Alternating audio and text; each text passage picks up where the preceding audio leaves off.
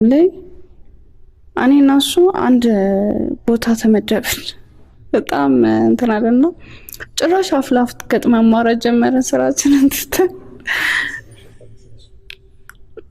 አላቅም ግን ደስተኛ ነበርኩኝ።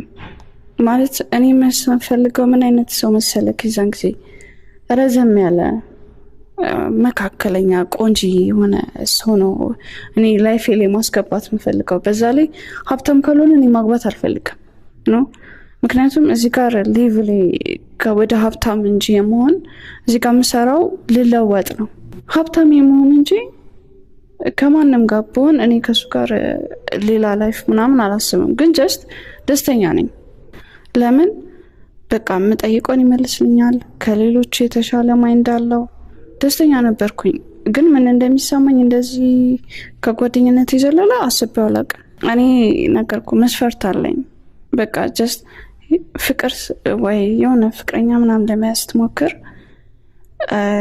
ምን አይነት መስፈርት አለሽ፣ ምን አይነት መስፈርት አለው ይባላል።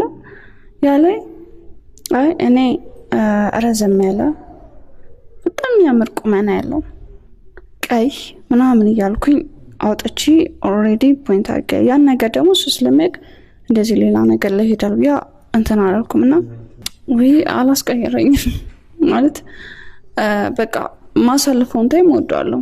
ነገር ግን እንትን ሌለኝ አልቻለም።